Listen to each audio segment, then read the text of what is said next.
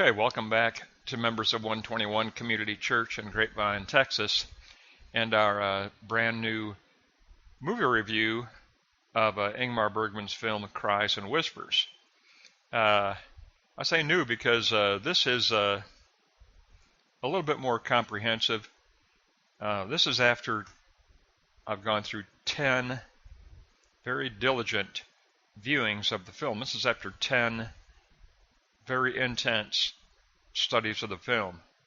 So it's a little bit more in-depth, and I hope that I've captured the spirit of what INGMAR BERGMAN intended. But we must understand that it's a dynamic and a living interpretation. The film itself is artwork, and it'll always be open to variations of interpretation. Let's get started. Let's go to block 1. And I look at the film as a play in 3 acts, and the 3 acts consist of adoration, crucifixion, and resurrection. So go to block 1 and begin with adoration. And the character analysis: Agnes represents agape, or sacrificial love. Maria represents eros, sensual love of an object. Karen represents gnosis and apathy, the complete absence of love. David equals the doctor. David equals kynismos, or cynicism. And Anna represents perfect communion with God. In a way, Anna is the face of God. It is a play in 3 acts, consisting of adoration, crucifixion, and resurrection. We look at Act 1, adoration. We begin with the color scheme. All color is muted except red, which represents the realm of the soul. And the only way I can think of that they did this, because this is 1972, this is pre-digital, I think that the film work was shot through a very pale sepia filter, probably, but I don't know for sure. But all the color is muted except red, and that represents the realm of the soul. Agnes represents humanity longing for agape, in need of healing. We also recognize Anna as genuine communion. She begins her day with prayer. The scene of Agnes with the white roses represents her recollection of longing for genuine love, her longing, and especially a longing for agape, adoration, genuine, merciful love. Then we go to the 12th night celebration, and this is key. You have to begin this film with this 12th night celebration, because it reveals to us that this film is about the presence of Christ in our temporal world. It's about incarnation. It's about the presence of Christ in our temporal world. Now, Bergman does show us the difference between agape and eros love. So, in contrast to agape is eros love, we are taken to a flashback to Maria and David, who are having an affair. They stand together in front of a mirror in self-reflection to recognize the following 6 character traits: indifference, sneering attitude, boredom, impatience, selfishness, and coldness. Those are all character traits of eros, secular love. But Act 1 has to begin with that 12th night celebration to tell us that this film was about the human soul in the presence of Christ within our world. So let's go on to block 2 and take a look at crucifixion, which is Act 2. And we begin with the Karen and Anna scene. Karen is apathy, and Anna is communion. Agnes cries out from the bedroom, Anna, come to me. She asks Anna to come to her side. This represents that the crucifixion is a triune event of divine communion and divine purpose. Agnes is the Christ figure in this scene. Now the crucifixion, Agnes declares, it hurts so bad. This is the agony of the cross. Anna then gathers the two sisters to the bedroom. Anna states, her breathing is very strange. Remember, in crucifixion, death resulted by asphyxiation. The death scene depicted here by Bergman is horrifying. We witness the gasping for breath, a very painful scene to watch. It is a death by asphyxiation. It is crucifixion. But Bergman goes on to interpret the crucifixion as a saving event by use of the bath and white garment scene. Agnes then declares, I'm a bit thirsty, and that references directly to the crucifixion because Christ cried out in the Gospel of John, I thirst. Then comes the horrifying final agony of God-forsakenness. It's unbearable to watch. It's horrible. And then comes death. But it is a death by asphyxiation, representing death by crucifixion, representing Agnes as the Christ figure and the passion of Christ.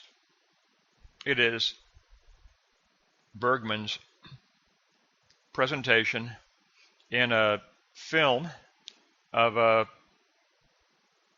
view of the agony of the Passion. And it is an agonizing scene to watch. It's horrible. It's a horrible scene. Roger Ebert said when he was reviewing this film that a few people got up and left the area and went out to the lobby during the asphyxiation death scene. They couldn't take it.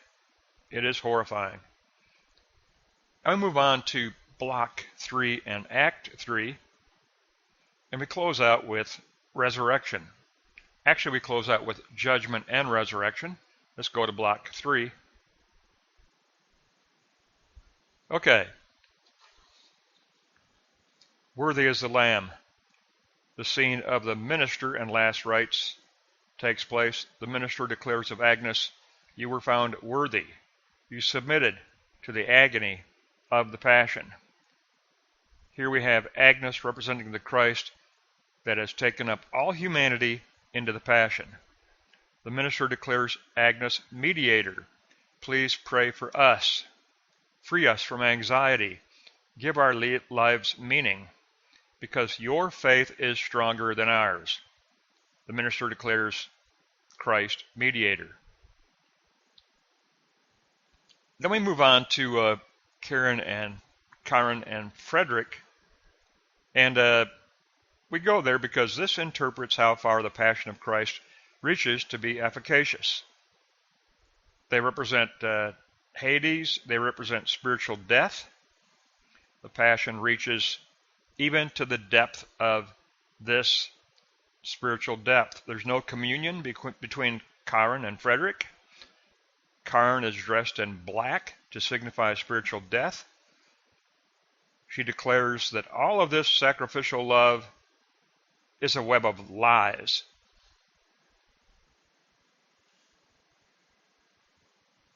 Then we have the Karen and Anna scene where Karen tells Anna to not look at her. She wants nothing to do with divine communion. She even slaps Anna, which means symbolically she curses God.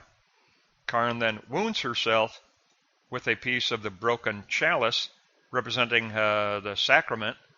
She's wounded by Christ's open wound. Then we come to all-important judgment. And this time around, I noticed this key statement that was made. Maria tells Karen, "There is an event of great importance ahead of us." I missed that the first 9 times through, but the 10th time through I caught this. There is an event of great importance ahead of us. Agnes's diary is read, and it reads, "I have received a wonderful gift, what is called grace." But Karen declares, "It's like being in hell with all this guilt." Karen also declares that Eros love is to be hated. It never provides mercy. She's antagonistic toward her sister Maria. Eros love is a failure. It doesn't provide mercy. Karen screams out in God-forsakenness. Next we find Maria and Karen both dressed in black, signifying spiritual death. They are motionless, symbolizing spiritual death. And then Anna calls Karen into Agnes's bedroom for judgment. Karen declares she has nothing to do with this passion. She is guilty of a lack of love. Maria is then called in for judgment next. She refuses any embrace from the passion of Christ. Both Karen and Maria are the two sides of humanity, Eros love and rationalism. They both are repelled by the passion. They both run out of the bedroom. And then we close out the film with resurrection. We don't end with the judgment, we end with resurrection. Thank you, Ingmar Bergman. Anna reads from Agnes's diary, and this represents the promise of Christ's word. Underline promise. It is a picture of the 3 sisters in a bench swing being rocked by Anna. It's a picture of heaven, a picture of happiness, a picture of gratitude. But it's from the word of Christ, the diary of Agnes. So the word of Christ, we close out this film with the word of Christ and the promise of resurrection. In spite of being unfaithful, like Maria, in spite of being unloving, like Karen, in spite of the fragmentation of humanity, signified by Karen and Maria, unable to relate, in spite of this fragmentation, we close out with the promise of resurrection. There is a promise of peace, the healing of fragmentation. There's a promise of resurrection. It's a very important film, and although I still love Wild Strawberries as my favorite film of Bergman's, this was coming in very close to that film now. Now that I've gone through it 10 times, and I mean slowly, studying it 10 times, I mean, I'm thankful that now I can watch it and enjoy it in a more relaxed way. But I'm talking about, I went through this film 10 times in intense study, and I love this film. I think it's a very profound film. It's a tremendous film. It's Ingmar Bergman presenting the gospel. This is Ingmar Bergman presenting in artistic form the gospel of Jesus Christ. Adoration, crucifixion, and resurrection. It's an amazing film. I'm really lifting this up as one of my favorites. It really is one of my favorites now.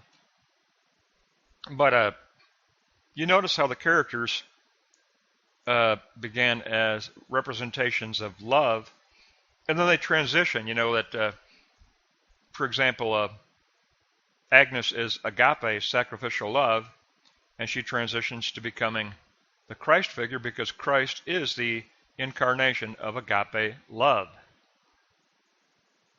And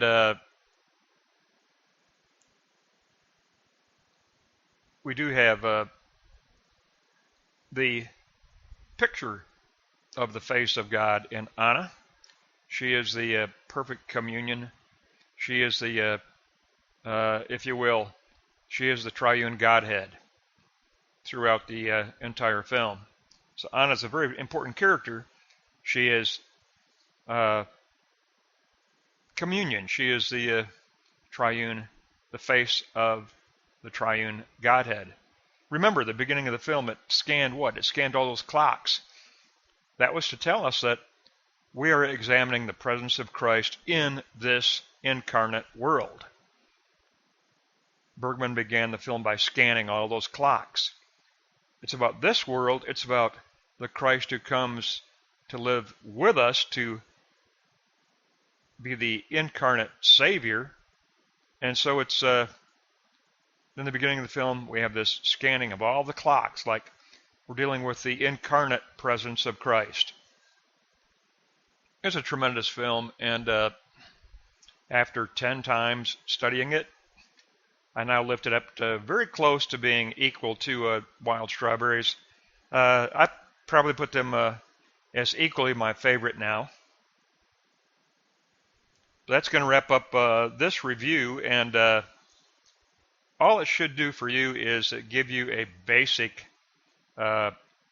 symbolic artistic representation, but your own engagement with the film should be open and dynamic, and you should form your own fine-tuned interpretation, most definitely. That would be what Ingmar Bergman would desire. He wants his audience to engage the film and participate in the film. It is theological, of course, and it is existential, of course. But this gives you at least a framework. That's going to wrap up Ingmar Bergman's Cries and Whispers, an exploration of the human soul in 3 acts of adoration, crucifixion, and resurrection.